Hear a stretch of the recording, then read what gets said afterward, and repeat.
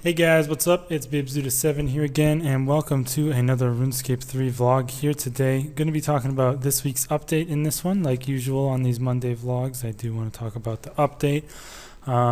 Like I said last week, this is going to be the normal upload time for these vlogs from now on because I am working and I don't get home till later in the day, therefore making it a little difficult for me to be able to make the vlogs early in the morning. But this week was a bit of a smaller update week, although definitely a very needed update week. And there's also apparently new polls which I have not clicked on yet, and I will probably go over those as well in the video. But first, I do want to go over my max hit progress a little bit. I have been working a bit on divination. I'm currently 89, which is 4 levels higher than I was before. But I actually also went over and did some dungeoneering, quite a bit actually. I am basically 93, just like one more dungeon is going to get me 93. And I was, I think, 88 or something in the past videos. And yeah, I've actually been doing it on World 77 with random people, which I wasn't expecting to be able to do anymore, but it is now possible since they did recently consolidate all the dungeoneering worlds to one world. It's just a one single world now that is for dungeoneering, and you can do the you can pretty much do your largest there with 5 people pretty easily, as far as I can tell. So that's what I'm going to be doing for 99 Dunge. I might get that before Div. I'm not 100% sure. It just depends on how I'm feeling. Like yesterday, I was just feeling like doing some Dunge, so I went ahead and did some and got, you know, quite a few levels because you do get a lot of XP for these full man 5-man larges. But you can see there's a decent bit of people here, and I usually just end up hosting my own because people are either elitist and don't invite me, or because I'm not maxed, or just like, you know, just in general are annoying or something. But you know, I like to just tend to host my own because it's easier and usually gets people pretty quick. And I don't care too much about the speed of the dungeon. I just like to be able to do it with 5 people for the maximum experience and speed in general. But yeah, that's basically what I've been up to, is dungeoneering and divination. I also unfortunately got 100 Slayer from doing my Reaper tasks, which I was like not really wanting to get because I wanted to go from 99 to 120 with a loot tab, but I guess I'm going to have to start at 100 now because I got it from doing a bunch of Reaper tasks. But whatever, it's not a huge deal. I'll probably still just call it the 99 to a 120 tab because whatever. But yeah, other than that, not anything else, I don't believe, in my level ups. Oh, I got 91 farming yesterday, so still making progress on that slowly. Definitely going to be continuing to do that as often as I can, and of course going to be doing that a ton over double XP weekend for a bunch of experience. So I'll probably be getting, and I'll be getting 399s over the weekend, 100%, maybe even 4, depending on where I am at with other skills by that time. But I'm definitely going to be getting crafting, fletching, and construction out of the way for that, because those are by far my most expensive 99s I have left. I might also get fire making, depending if I've gotten it before then or not. This guy, you know, let's see if this guy will invite me to this occult, because I'll definitely go on an occult right now while I talk about the update, which might hurt my concentration. But yeah, see, like, he's just ignoring me because he probably like examined me and I'm not maxed out, and it's annoying because a lot of people will do that, and that's why I end up posting my own. But anyways, let's just talk about the update in this one. And while I am talking about the update, what should I do on the game? Just scrolling through. I might make an updated bank video soon. I haven't made one of those in a while, and I kind of like making them just for fun and just as like a record for me to look back on what I used to have and stuff. But I guess I'll just go throw some magic logs on at Prif because I don't really have too much else to do at the moment in terms of skills, and I don't feel like going to do div right now because I'm probably going to want to do some dunge after I make this video, host some floors and stuff. So just going to do some fire making here. But this week they actually went ahead and rebalanced Shattered Worlds finally, after it being out for quite a while now and being pretty much garbage rates in terms of anima per hour and just not that great. I'm glad to see that they have decided to rebalance it, although they did not add anything new in terms of stuff to do in Shattered Worlds. I was hoping they would add that, but maybe that's something they've postponed in order to get out the rebalances quicker, because that would make sense. But yeah, apparently now worlds 71 and above now reward 29 million to 37 million plus anima per hour, depending on your personal combat capacities. And of course, you know, the random factors you do end up getting with Shattered Worlds and your gear and stuff in general will definitely impact those rates significantly.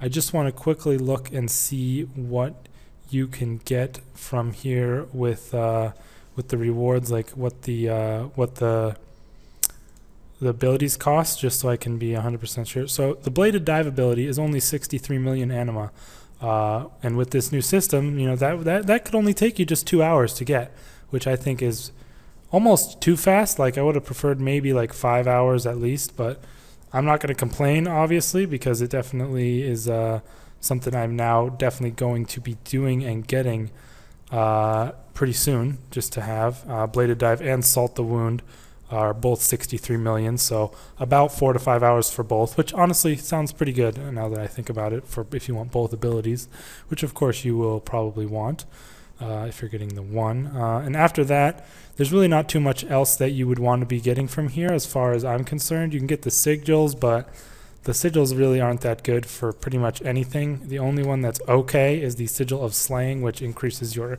Slayer XP gain by 10% for 30 seconds, which honestly not worth, in my opinion, for 45 million anima, and you also have to do it more to upkeep the anima, or to upkeep the sigil you need more anima.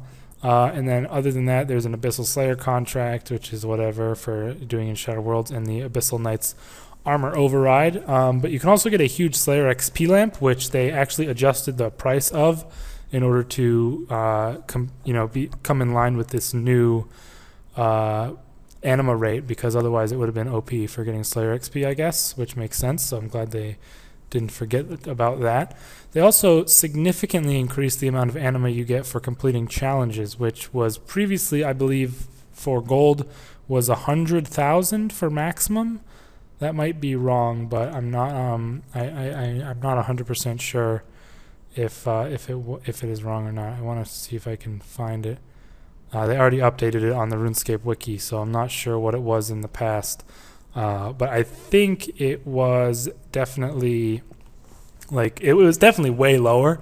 I think it was like 100, maybe 150,000 for the gold challenge, which was absolutely piss poor, like really, really bad. But they've actually upped it, so bronze is 250,000 anima, silver is 1 million anima, and gold is all the way up at 7.5 million anima. So you really can get quite a decent bit of anima from just doing the challenges, which I believe are weekly. If I'm not mistaken, you can do the challenges weekly and they will give you that reward. So it is definitely, you know, decently viable if you hate doing the minigame as on its own, to just do those every week for the abilities, which that obviously totals up to 8.75 million anima per week. And if you, I'm going to get out the calculator for this so I don't mess it up in my head.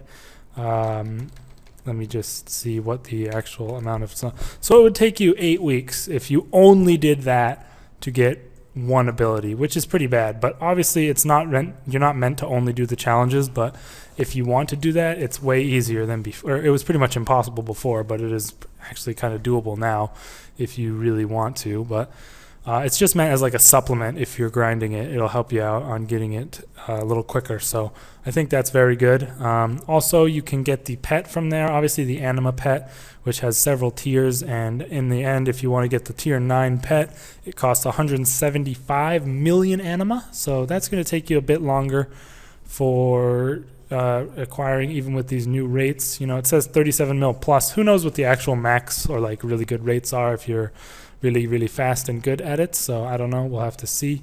But I'm definitely glad I held off on this minigame until they adjusted these rates, because it's definitely way faster now and something that you really want to be doing before they introduce things that make it too complicated, I would say, if they are doing that. So if you don't mind just grinding it out for a few hours, you can now get these abilities really easily, and I'm definitely going to be doing that.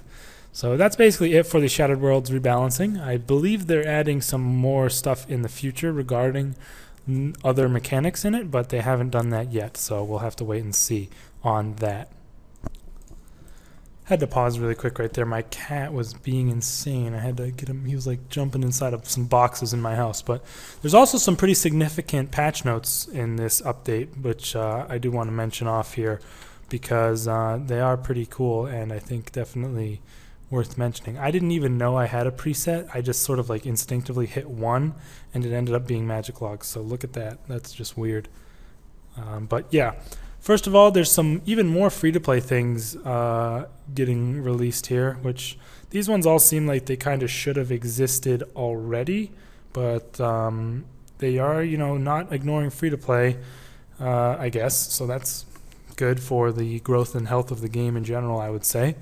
But they also made some more changes to Livid Farm, which are actually pretty significant, and I think are definitely going to help out people who have not yet done it. And I saw a quote on the Reddit that someone posted, and I think it's pretty appropriate and pretty funny. He said, the more I hold off doing Livid Farm, the less and less I regret it, because already in the past they've made it easier to get finished with having less points required for the spells, and now they've increased some other things that will help you get more points per hour, but also they've increased XP rates. So they changed the rune cost of one of the spells you get, Repair Rune Pouch, from 2 astrals to 1 astral. I don't know what, you know, motivates them to make that change, but they changed it. You know, whatever. It's now cheaper to use that spell if you use it. Woohoo! The main thing here, the XP rates across the various activities at the Livid Farm were all increased by 50%. So that is actually a very significant change to the XP that you can get at Livid Farm. It used to be, you know, you actually get not too bad XP if you go all the way to getting all the spells unlocked. I'm going to the RuneScape wiki here to see if they have the updated XP, because they had the exact XP that you can get here from training, and I believe it will be updated here. If it hasn't been updated, then obviously you would take this amount and multiply it by it's not in the trivia section yet, the fact that they've changed it. So you would multiply it by 0.5 and then add the 2 values, I believe, to get the final XP rate or XP amount that you would get from doing all of your spells at Livid Farm. But you get just shy of 1 million magic experience, which will be up to nearly 1.5 million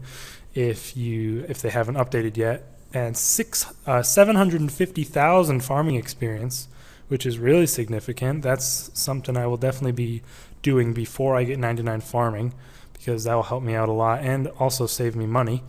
About 300,000 crafting experience, which isn't too significant, along with 150k construction and 140k agility. So I'm not sure if they've updated them yet. If not, then you're going to be getting even more experience, but it's not a small amount of experience in the slightest. It's nearly 1 million magic, you know, 3/4 of a million farming. Like, these are some pretty big XP numbers, and I think that the fact that they're increasing them even more will allow players to feel less bored while doing it, as well as less feel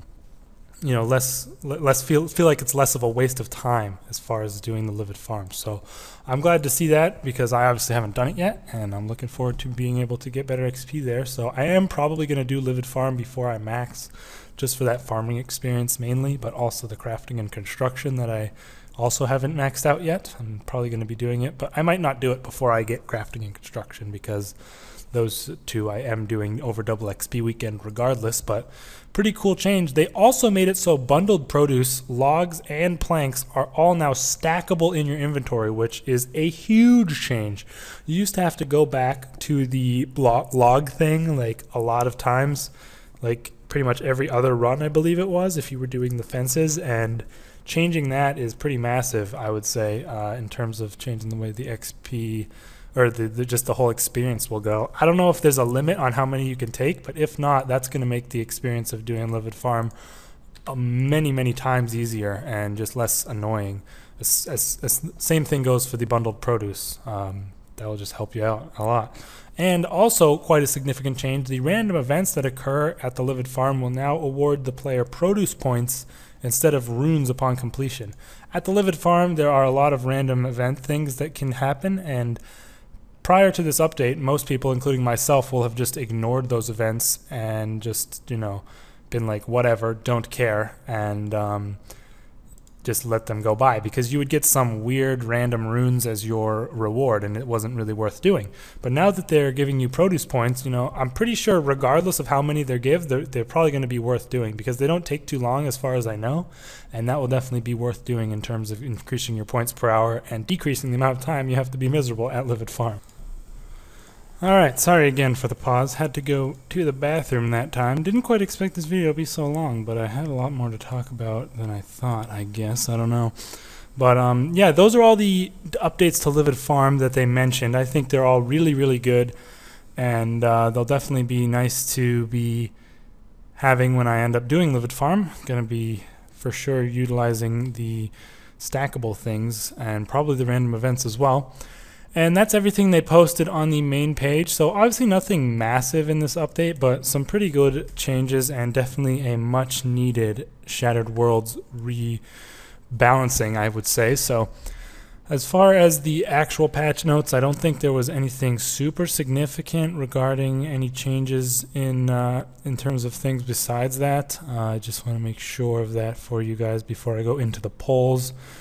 Because I don't want to skip out on something. Oh, one thing they didn't mention on the main page, the percentage bar at Araxor for the wall health on Path 3, or the acidity level on Path 2, or the burn level of the web in Phase 1 will always display the percentage on the progress bar now, instead of you having to hover over it to see the exact percentage. I think that is definitely something they should have had from the get-go, but it's good to see them adding it in. Not too significant, obviously, but something I would thought I'd mention. Oh, also, you will now know how many fragments you get when you find fragments for an elite skilling outfit, which is nice, because before you never really knew how many fragments you were gaining, and you just have to check your pouch every now and then to figure that out. And I think it's good that they have added that, so you know now how many you're getting each time. And I'm interested to see how much that actually averages out to be, because I never really checked before how much you would get from each little proc of the message. They also made the North Arty teleport spell and South Falador teleport spell from Livid Farm a bit more useful. They both now teleport you to the respective farming patches nearby the cities, which I think is something that definitely they should have done to begin with, and makes them a little bit more useful and potentially usable. And that's basically it. So again, not too big of an update, but some pretty cool stuff in there, and definitely some things that they should have had for a while now. So glad to see it, glad to see it. Let me know what you guys think about the Shattered Worlds rebalancing. Is it too far, or would you have just have preferred that they add more mechanics rather than changing the rates of anima? I think they could have changed the rates of anima a little less if they had added more mechanics, but they have not, so I think this seems pretty good. Anyways, let's go ahead and click on this poll for the first time, see what they have for this week. 2 polls they've got, and oh my god, this one sounds amazing. Clue scroll information. After much discussion and reviewing all player suggestions for which I die to add next, we feel that the best choice is ice. We've created a couple of examples for how it will look. Check the forum thread for these. Would you like to see this added as the next die? Is there only going to be one new die with the freaking clue scroll rework? Are you kidding me? I'm pissed. But it looks fucking sick on Malevolent armor, obviously, because Malevolent looks pretty sick. But it looks pretty good on this Drygore as well. There's only 2 those are the only 2 pictures they have here, unless there's some more. It doesn't look like there's any more, unless they're not on the front page, which would be kind of stupid. It looks kind of like crystal rather than ice, but I mean, I'm voting yes because I want every single thing that has to do with Clue Scroll rework in the game right now. One thing my friend Alex actually said, which I thought would be really cool, was a gilded die, because gilded armor is already in the game. Obviously it has gilded rune, there's gilded rune armor, and it's kind of like gold, and I think a gilded die that just made your stuff gold would be wicked cool. So hopefully they look into something like that as well. They just need to add a ton more dies. Like, if there was as many dies as there are third age pieces, that would be sick. I would love that. So yes, a million times yes for this. It is passing by a decent bit, and I'm glad to see it. I love all this info we're getting about the Clue Scroll rework. Unfortunately, still no new bronze pole for the or ruby pole, whatever. This one's been here for like 4 weeks now or something, so still kind of slacking on that. The Dragonstone pole was something they talked about on Reddit, and they're basically ripping the hidey holes update from old school, and I'm totally fine with it, so I'm going to go ahead and vote yes. I think it's a good implementation. It works, and there shouldn't really be any problem with it. The only other option would be for them to just remove emote clues entirely, which I wouldn't really be against either, but I'm just going to vote yes for this because they could also add in new emote clues with higher gear requirements for the new clue scroll tier that comes out.